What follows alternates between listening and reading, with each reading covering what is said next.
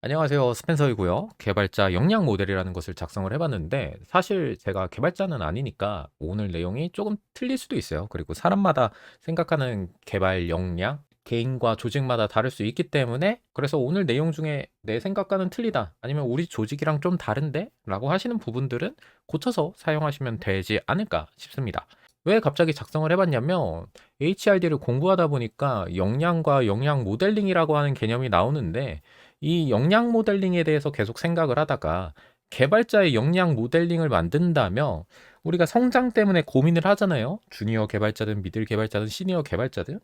그런데 이 성장이 약간 추상적이단 말이에요. 이거를 좀 더 구체화적이게 만들면서 이 회사, 내가 지금 다니는 회사가 내가 성장할 수 있을까에 대한 기준이 되지 않을까. 그래서 이직을 해야 된다, 말아야 된다.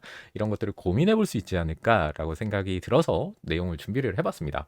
혹시나 이미 있을까라고 생각을 해가지고 찾아봤는데 일단은 저는 못 찾았습니다. 그래서 제가 작성을 해보기 시작을 했어요.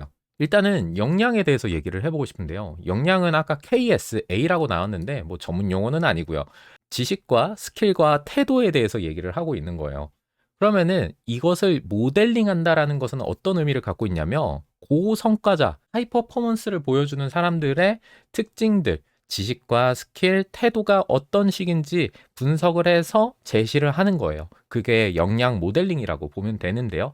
이 역량을 유형을 좀 나눠보면은 리더십 역량이 있고 직무 역량이 있고 공통 역량이 있어요. 공통 역량 같은 경우에는 회사에서 모든 구성원이 알아야 돼. 내가 개발자든 CS 상담원이든 법률 담당관이든 조직 문화 담당자이든 모두가 알아야 되는 공통 역량.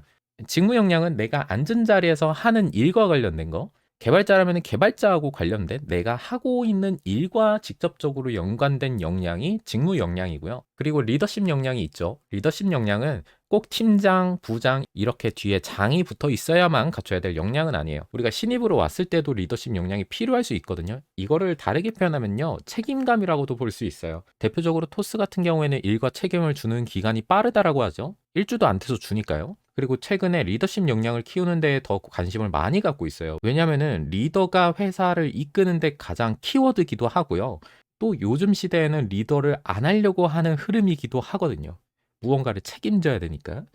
그래서 이렇게 보시는 분들도 있어요. MZ는 책임지기 싫어해서 이직도 많이 하고 팀장을 안 갖추고 그냥 돈 벌 수 있을 정도로만 벌면 된다라는 마인드로 회사를 다닌다. 물론 이게 맞을 수도 있는데 또 하나의 이유를 놓치시는 것 같습니다. 계속 플레이어로 성장하고 싶은 거예요. 축구로 치면은 축구 선수로 계속 뛰고 싶은 거죠. 감독이나 코치가 아니라.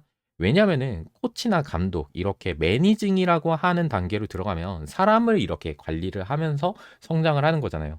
이게 기술적 또는 학문적 나의 하드 스킬이랑 관련이 되어 있다? 이거는 좀 아니잖아요.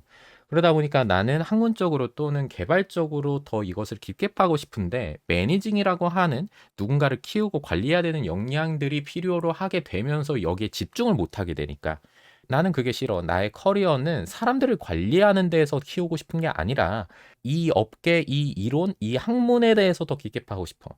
이런 경우에 팀장이나 부장 자리를 피하는 것 같아요. 나는 계속 플레이어로 뛰고 싶어. 아무튼 간에 회사는 리더가 굉장히 중요한데 리더가 부족한 상황이라서 이것에 골머리를 앓고 있고 그래서 교육을 많이 투자하려고 하지만은 이 리더십 역량이라는 게 하루아침에 교육으로 만들어지는 게 아니잖아요. 주입한다라고 되는 것도 아니고요. 이런 추세고요. 좀 얘기가 돌아갔는데 이런 역량들을 성장시키려고 교육을 한다든지 어떠한 정책을 지원하는 것이 HRD, Human Resource Development가 되겠습니다. 이 HRD를 할 때는 전제 조건이 있어요. 해당 역량은 개발이 가능하다라고 전제 조건을 두고 이 역량을 향상시키면은 조직의 성과로 이어질 것이다 라는 희망을 갖고 있습니다. 즉 개인의 성장이 조직과 회사의 성장으로 이어진다라는 비전으로 이 HRD 담당하는 팀은 움직여요. 그러면 이 내용을 개발자로 붙여서 얘기를 해보죠. 개발자의 역량은 개발이 가능하다라고 전제 조건을 하고 개발자의 역량을 향상시키면 조직의 성과로 이어진다라고 보고 이 개발자 역량 모델을 바라보면 되겠죠. 그리고 개발자의 역량에는 공통 역량이 있을 수도 있고요. 왜냐하면 개발자도 모든 사람들이랑 같이 협업을 하니까요. 그리고 개발자만의 직무 역량이 있을 것이고 개발자의 리더십 역량이 있겠죠. 그 다음에 개발자가 알아야 될 지식과 스킬과 그리고 마음가짐, 태도가 있을 겁니다. 이것을 토대로 개발자의 역량 모델을 다음처럼 구조화시켜서 얘기를 해볼 거예요. 아래의 세 가지 차원으로 볼 건데 러닝 어질리티랑 어널리틱스 솔루션이랑 밸류 크리에이션을 둘 겁니다. 왼쪽에 있는 러닝 어질리티는 학습 민첩성입니다. 게임하실 때 그 회피력 이런 게 아니고요. 러닝 커브가 있잖아요. 근데 그것을 얼마나 빠르게 단축시킬 수 있느냐, 아니면은 거부감이 없느냐, 즉 스펀지 같이 흡수를 할 수 있는가, 인풋에 대한 처리를 얘기하는 거예요. 그리고 오른쪽에 있는 밸류 크리에이션은 결과, 아웃풋이에요. 회사는 이것을 보겠죠. 여러분들이랑 이렇게 계약을 하고 나서 이러한 가치들을 만들어 줄 거야. 이러한 성과들을 만들어 줄 거야. 근데 이 성과가 돈일 수도 있고 조직 문화 설계일 수도 있고 어떠한 시스템 설비일 수도 있습니다. 이것은 뒤에서 좀 더 얘기를 하자고요. 그리고 어널리틱스랑 솔루션은 실질적으로 우리가 하는 일들, 실무적인 일들이에요. 즉 인풋과 아웃풋을 연결하는 프로세스와 관련된 역량들이 여기 있습니다. 이런 말이 있잖아요. 모든 회사에서는 SY와 SM이 있다. 어디 회사 가더라도 새롭게 만들고 유지보수하는 일은 있다라는 거죠. 이렇게 3차원을 X축으로 두고 위로는 레벨로 구분을 할 거예요. 그래서 신입, 미들, 시니어, 리드격으로 볼 겁니다. 그래서 본격적으로 설명을 할 텐데 제가 아직 리드나 수석 이 정도는 아니란 말이죠. 그리고 회사마다 경력마다 위로 올라갈수록 높아질수록 방향성의 차이가 더 커질 겁니다. 그래서 레벨 1, 2에서는 어느 정도 대부분의 개발자들이 분포도가 비슷비슷할 거라고 생각은 해요. 조금 다를 수도 있겠죠. 그런데 수석이나 리드 쪽으로 갈수록은 개인차가 커진다라는 것을 미리 말씀을 드립니다. 앞에도 말씀드렸지만 틀리면은 고쳐서 사용하시면 될 것 같아요. 자, 그러면은 러닝 어질리티부터 일단은 크게 한번 볼게요. 나중에 이 레벨 1에 맞춰서 레벨 2에 맞춰서 따로따로 볼 거거든요. 일단은 러닝 어질리티 차원에 대해서 한번 훅 둘러보도록 하겠습니다. 인풋에 해당하는 영역이다 보니까 배우고 흡수하고 함양하는 내용들 위주예요. 그리고 위로 갈수록 스스로 터득하거나 인사이트를 찾는 요소들이 등장을 하죠. 새로운 도메인 지식의 습득 또는 멘토링 코칭 능력, 그리고 전문성 함양, 제시하는 능력, 예측 능력. 이 예측이랑 제시 능력, 누가 강의를 해줄 수는 있더라도 결론적으로는 내가 스스로 해야 되는 것들이잖아요. 그런데 레벨 1이나 레벨 2는 다 아는 내용들이네 이러죠. 네. 그래서 연차가 올라갈수록 배울 수 있는 정보들이 낮아져요. 그래서 레벨 3, 4중에 해당하시는 분들은 교육의 혜택을 받기 어려운 취약층이 됩니다. 그래서 위로 올라갈수록 자생력과 셀프 피드백이 중요해집니다. 그리고 이제 프로세스인 어널리틱스랑 솔루션으로 가볼게요. 우리가 업무를 하는 과정이 주로 담기는 영역이죠. 그래서 동료와 협업하는 코드 리뷰나 그리고 설계 유지, 보수, 최적화 이런 내용들이 나오고 있습니다. 실제 일하는 환경과 관련도가 높은 것들이 나오고 있죠. 그리고 위로 올라갈수록 엔터프라이즈급 기술 로드맵 이렇게 규모가 커지는 것을 볼 수 있습니다. 그 다음에는 아웃풋에 해당하는 밸류 크리에이션인데 회사가 너에게 어떤 결과, 능력을 기대하는데 그런 내용들이 적혀 있어요. 성과죠, 성과. 그런데 성과가 돈이 될 수도 있고요. 시스템일 수도 있고 회사 브랜드나 조직 문화가 될 수도 있어요. 그리고 앞서서 나왔던 역량들도 그러긴 했지만 특히 이 페이지는 회사의 채용 공고랑 유사한 느낌이 들 것 같습니다. 왜냐하면은 회사는 우리의 비즈니스 가치 생산, 즉 결과물을 조건화해 계약을 맺는 거다 보니까 너는 이런 거 해줘야 돼 라는 내용들을 채용 공고에 담게 되잖아요. 그래서 이런 것들이 담겨 있어요. 그리고 인재상의 느낌도 조금씩 드는 것들이 있어요. 그러면은 레벨 1부터 신입부터 자세한 얘기를 해보도록 하겠습니다. 자, 신입이자 주니어 레벨입니다. 이 신입 주니어 레벨에서는 프로그래밍 역량 기본기가 탄탄한 것을 요구하고요. 협업과 커뮤니케이션 등의 소프트 스킬을 갖추는 데 중점을 두고 있습니다. 그래서 러닝 어질리티부터 하나씩 살펴볼게요. 프로그래밍 언어 및 개발 도구 습득. 프로그래밍 당연히 해야 취직을 하는 거 아니야? 라고 생각할 수도 있는데 이거는 프로그래밍 뿐만이 아니라 프로그래밍 기본기가 탄탄하다라는 의미를 좀 생각을 해보시면 좋을 것 같고, 그 다음에 개발 도구의 습득. 통합 개발 환경이나 빌드 도구나 버전 관리 시스템 등 우리가 실무 개발이라면 알아야 될 도구들을 습득하는 것을 얘기를 해요. 그 다음에 두 번째, 소프트웨어와 개발 방법론과 프로세스 이해. 이거는 에자일, 폭포스, 뭐 최근에는 테오의 스프린트 이런 개발 방법론들이 다양하게 있죠. 그리고 이것을 분석하고 설계하고 구현하고 테스트하고 이런 소프트웨어 개발 수명주기 프로세스 SDLC라고 하잖아요. 이런 것들을 이해하는 능력을 갖추는 것을 필요로 해요. 그리고 알고리즘 설계나 디버깅 테스트할 때 우리 문제 해결 능력이라고 하잖아요. 그리고 논리적인 사고력이 필요하다라고 하잖아요. 그 내용이 여기에 담겨 있습니다. 그 다음에 코드 리뷰. 동료 개발자랑 코드 리뷰를 하고 피드백을 주고받을 수 있는 능력을 갖춰야 되겠죠. 그리고 가벼운 버그는 적절하게 수정도 할 수 있어야 되고요. 그리고 TDD, 개발자들 사이에서 많이 얘기 나오죠. 코드의 신뢰성과 품질을 높이기 위해서 TDD 개념을 이해하는 게 필요로 합니다. 그리고 내가 개발한 코드를 누군가가 볼 수 있는데 내가 매번 말로 설명할 수는 없잖아요. 그리고 풀리캐스트 올렸을 때 그 내용도 깔끔하게 동료 개발자들이랑 비동기로 소통하기 위해서 문서를 제대로 작성하는 거. 기술 문서를 작성하고 동료 개발자 그리고 이해 관계자들 다양한 사람들한테 효과적으로 커뮤니케이션 할 수 있는 능력이 필요로 합니다. 그리고 기본적인 애플리케이션 개발 능력이 필요하겠죠. 개발 프로그램을 못하는데 개발 취업을 한다는 게 좀 이상하긴 하지만 그래도 신입 주니어 단계에서 이거는 최소한 기본적으로 있어야 되니까. 그 다음에 팀 협업, 이슈 트래커나 프로젝트 관리 도구들이 있잖아요. 깃허브, 지라 다양한 것들이 있을 텐데 이런 협업 도구들을 원활하게 활용할 수 있는 능력. 그래서인지 첫 회사는 재택회사 가지 말고 오프라인 회사 가라는 의견도 있습니다. 왜냐면은 옆에서 선임이 막 다른 프로그램 막 써요. 그러면은 이게 뭐예요? 물어볼 수도 있잖아요. 또는 야, 너 아직도 이거 쓰고 있니? 야, 이거 쓰면 편해. 라고 보여줄 수도 있잖아요. 예를 들면 이런 거죠. 신입이 왔는데 깃허브 데스크탑으로 이 커밋과 머지를 하고 있어요. 야, 크라켄 쓰면 더 편해. 이런 식으로 알려줄 수도 있다라는 거죠. 그리고 기술 발전 속도가 워낙 빠르다 보니까 신입 개발자는 꾸준히 학습하고 성장할 수 있는 자세가 필요하다라고 정의를 해봤습니다. 한마디로 이것들을 다 표현하면 가르칠 맛이 나는 신입이 우수하다, 고성과자다라고 표현할 수 있을 것 같아요. 자, 그러면은 다음 장으로 넘어가 볼게요. 이번에는 선임 또는 미들급입니다. 미들급은 실제 프로젝트를 리드하고 주도할 수 있는 역량을 갖추는 데 초점이 맞춰져 있습니다. 그래서 TF 단위의 프로젝트를 리드하는 팀장 정도는 기대를 하는 거죠. 왼쪽부터 살펴볼게요. 새로운 기술 및 프레임워크 습득 능력. 대표적으로 예시를 들자면 배민 선물하기 기능이 있을 것 같아요. 원래 배달의 민족 앱은 자바 스프링으로 이루어졌었는데 배민 선물하기 기능을 개발을 할 때 이 TF팀이 코틀린을 공부하면서 코프링을 적용을 했었다라고 합니다. 이런 능력인 거죠. 그 다음에 디자인 패턴과 아키텍처. 프로그래밍 공부할 때 이거 어디다 써먹어라고 생각을 하시는 주니어 단계가 있죠. 그런데 이때쯤이면은 솔리드 원칙이나 고프나 이런 디자인 패턴들을 이용을 해서 좋은 코드 구조와 확장성을 만들 수 있어야 됩니다. 그 다음에 개발 트렌드랑 최신 기술 동향을 파악하는 거예요. 클라우드나 컨테이너나 서버리스 등 다양하게 기술이 발전을 하고 있잖아요. 프로젝트 관리 툴에서도 기술이 발전하고 있는 거잖아요. 이러한 트렌드에 대해서 인지를 하고 학습할 줄 알아야 된다라는 거예요. 한번 상상을 해볼까요? 제가 부트캠프를 운영할 때 친구들한테 이걸 물어봤어요.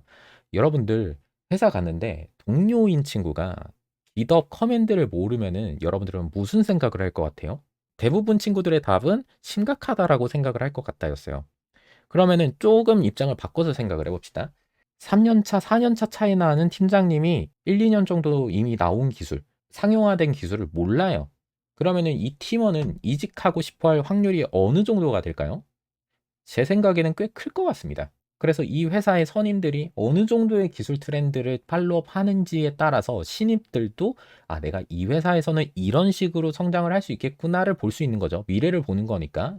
그래서 젊은 기업일수록 구성원들이 컨퍼런스에 참여하는 것을 지원하는 것 같기도 합니다.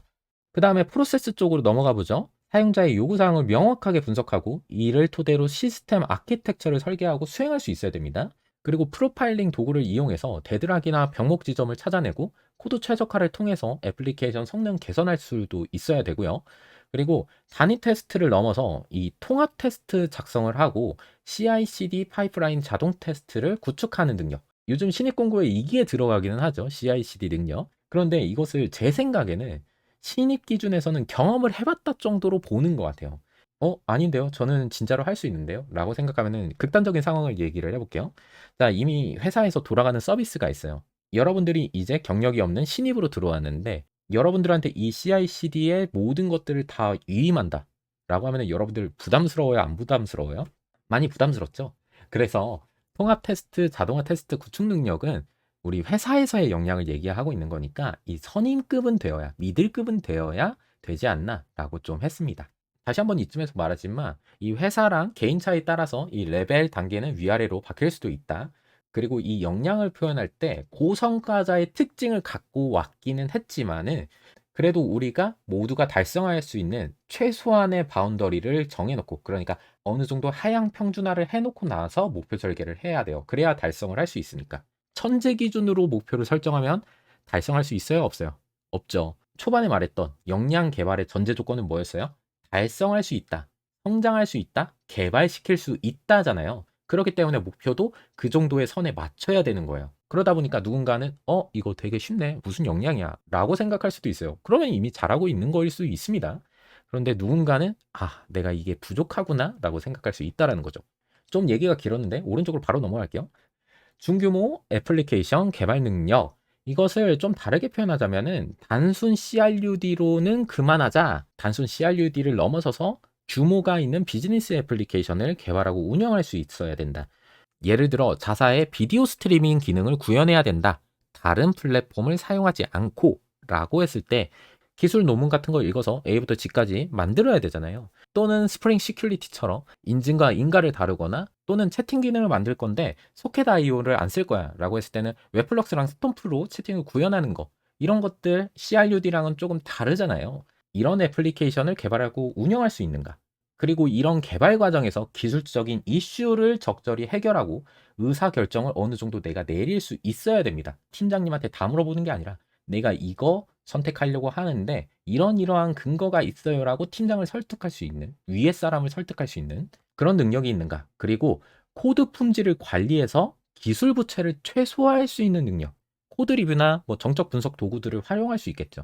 여기서 기술 부채를 최소화한다라는 것의 의미를 간단하게 소개를 드리자면, 우리가 회사에서 개발을 할 때 완벽하게 마음에 들게 개발할 시간이 거의 없어요. 대부분 데드라인은 설정이 되어 있고 때문에 코드를 적절히 리팩토링 하지 않고 일단은 개발을 해야 되는 시기도 있어요. 그러니까 개발 과정의 시간과 비용은 고정되어 있잖아요. 그런데 우리가 작업하는 시간과 비용이 이것보다 커요. 이것을 절약해서 의도적으로 비효율적인 설계나 구현 방식을 선택해야 될 때도 있다라는 거예요. 그런데 이런 것들이 계속 누적이 되는 것을 기술 부채라고 합니다. 레거시가 계속 쌓인다라고 봐도 될 것 같아요. 이것들을 리팩토링 하지 않고 계속 방치만 하다 보면 어떤 일이 일어나냐면, 미래에 코드 변경을 하거나 새로운 기능을 추가하려고 할 때 어려움이 생겨요. 즉 미들급은 이 기술 부채를 최소화하기 위해서 코드 리팩토링이나 테스트 작성이나 기술적 결함 해결 등에 대해서 평소에 노력을 해야 된다는 겁니다. 기술 부채가 과도하게 쌓이면 쌓일수록 유지 보수의 비용도 올라가고 새로운 기능을 붙이기 위한 비용이랑 시간도 느려져요. 이런 경우 있잖아요. 새로운 기술 붙이려고 했는데 코드를 읽는 시간이 더 걸려. 그리고 기존 코드 있다가 야, 이거 구조를 바꿔야 돼. 그래야 이거 붙일 수 있어. 그러면은 기존 기능 고치는 또 시간이 걸리잖아요. 새로운 기능 개발을 시작을 했는데 아직 새로운 기능 개발을 했어요? 못했어요? 못하고 있죠. 그러면은 출시 속도가 느려지고 이 조직의 퍼포먼스는 장기적으로 계속 느려지게 됩니다. 계속 느려져요. 따라서 개발 당시에 처음부터 잘하고 싶지만은 사실 그게 힘드니까, 비즈니스적으로 힘드니까 목표를 달성하고 뒤에를 정비하자. 이 정비하는 노력을 해야 된다. 우리 뭐 끝나고 나면은 야 끝났다 하고 다 버려두잖아요. 그러지 말자라는 얘기입니다. 그런 태도가 필요하다라는 거고요. 이제 시니어 단계부터는 사람마다 의견이 크게 달라질 수 있어요. 시니어 개발자 수준에서는 광범위한 기술력, 압도적인 기술력을 갖춰야 되고요. 예, 더불어서 리더십이나 의사결정, 대규모 프로젝트 관리 등에 대해서도 역량이 매우 중요한 영역입니다. 하나씩 살펴보면 새로운 도메인의 지식 습득, 회사가 계속 금융권만 한다 이러면은 뭐 상관이 없을 수도 있습니다. 그런데 하나의 도메인을 하다 보면은 다른 도메인을 만나는 순간이 있어요. 또는 플랫폼 회사 같은 경우에는 다양한 도메인을 계속 붙이게 되잖아요. 금융이나 제조업이나 의류나 커스터머나 다양하게 붙이게 될 때 이 다양한 산업 도메인이 오더라도 이거 딱 보니까 이런 식으로 개발해야겠네. 나 이 도메인은 안 했어도 그냥 알겠다. 라는 것이 어느 정도 명확하고 그게 어느 정도 정확하고 그걸 기반으로 해당 분야 애플리케이션을 개발할 수 있을 정도의 적용 능력. 다르게 표현하면 적응 능력이겠죠. 그리고 아키텍처 및 시스템 설계의 원칙 숙달. 이거는 모놀리틱이나 마이크로 서비스 아키텍처나 이벤트 드리븐 아키텍처 EDA라고 하죠. 아까 마이크로 서비스는 MSA라고 하고요. 이런 다양한 아키텍처 스타일과 설계 원칙을 깊게 이해하고 있어서 이 사람 레벨에서 정확하게 수정하고 결정할 수 있는 것. 이런 능력을 갖고 있어야 되고, 그다음에 다음으로는 멘토링 및 코칭 능력이 필요합니다. 약간 머림표에 물음표가 뜰 수도 있는데, 생각을 해봅시다. 회사는 팀으로 움직이고 시니어도 팀 안에서 성장하고 경험을 쌓아왔을 겁니다. 그런데 신입이 왔어요. 1년 차, 10년 차라고 비교를 해봅시다. 1년 차, 10년 차 사이에는 9년 차의 간격이 있어요. 이 간극을 해소할 수 있는 사람은 누구예요? 신입이 할 수 있어요? 신입이 이 9년 차의 경험을 따라잡을 수 있다? 이거 말이 안 되거든요. 오히려 따라잡을 수 있다면 시니어의 9년은 도대체 뭐가 되는 거죠?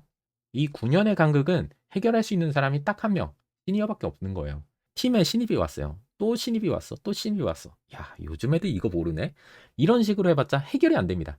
팀이 원활하게 돌아가기 위해서 9년의 간극을 인정하고 신입들이 나와 소통하고 팀에 적응할 수 있도록 지식과 스킬을 전달할 수 있는 사람, 유일한 사람 누구예요? 시니어예요. 그래서 이 멘토링 및 코칭 능력이 내가 갖춰야 되는 것도 있긴 하지만 내가 잘 가르칠 수 있도록 러닝 어질리티, 학습하고 경험하는 것도 필요합니다.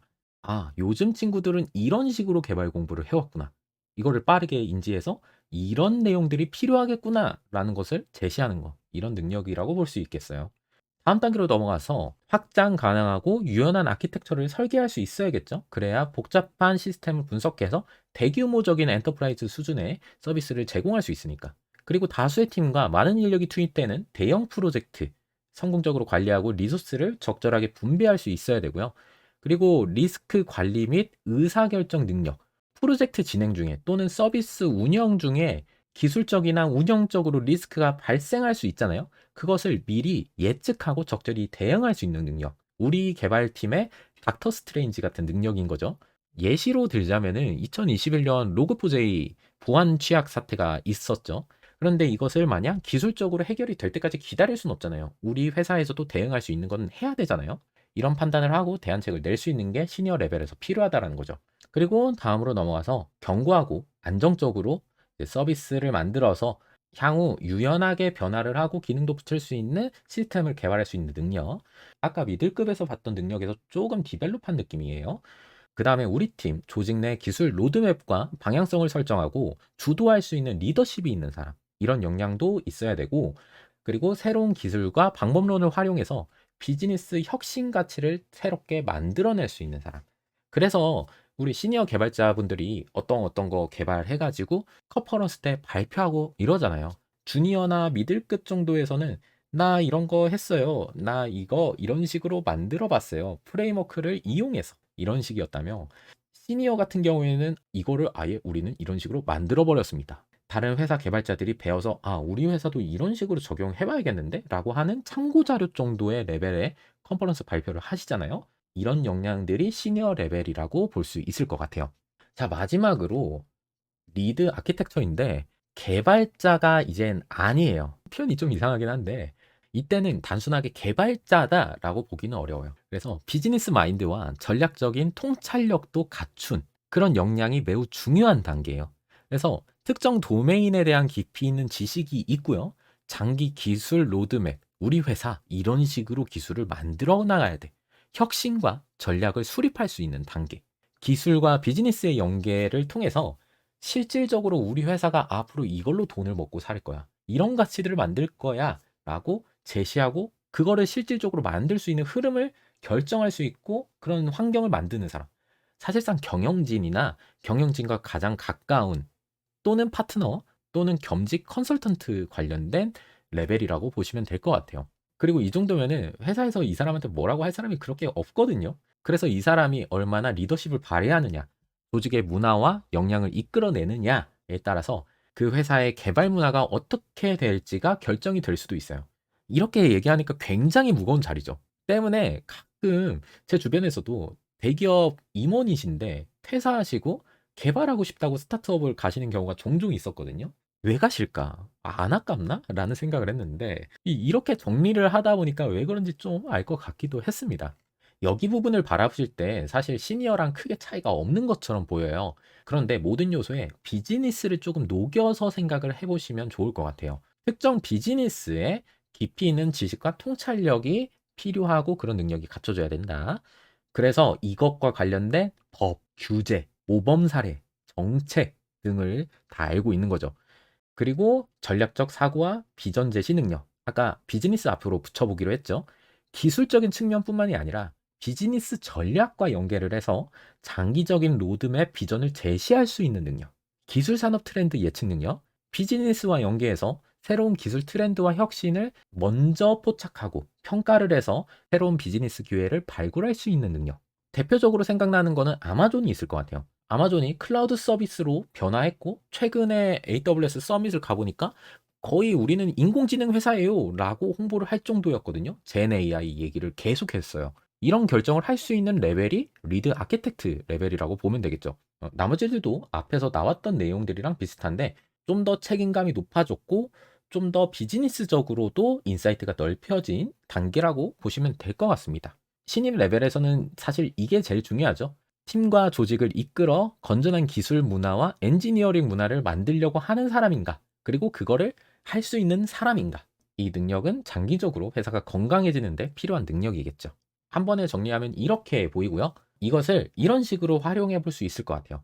나는 주니어야. 내가 내 레벨에서 이런 식의 성장들을 지금 회사에서 하고 있어 라고 하면은 괜찮게 나는 성장을 하고 있는 거예요. 그리고 내 선임들을 보니 이런 역량들을 잘 충족하면서 성장하고 계신 것 같아. 이 회사에서는 내가 미들급까지는 있어도 될 것 같아 라는 판단을 할 수 있는 거죠. 물론 이직을 하지 마라 이런 얘기는 아닙니다. 그런데 우리 선임들도 이런 역량을 충족하지 못하는 것 같아. 이러면 좀 고민을 해봐야겠죠.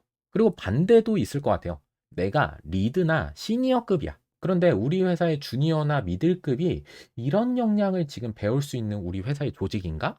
아닌 것 같아. 이거 구조를 좀 바꿔야겠다. 라고 생각해 볼 수 있는 판단표로 사용할 수 있겠죠. 다시 한번 말씀드리지만 제가 임의로 만든 것이기 때문에 틀린 부분이 있을 수 있고요. 그리고 개발 업계나 그 회사의 수준에 따라서 레벨 지정이 달라질 수 있습니다. 그래서 공유 링크를 만들어 놨어요. 사본을 만드셔서 분야나 개인, 조직에 맞춰서 수정해서 사용해 보시면 어떨까라고 생각을 합니다. 제가 정리한 내용은 여기까지고요. 사실 다루고 싶은 내용이 많은데 어느 것부터 다뤄야 될지 좀 순서를 정하고 있어서 에너지가 되는 대로 더 활발하게 얘기를 해보도록 하겠습니다. 오늘은 여기까지입니다.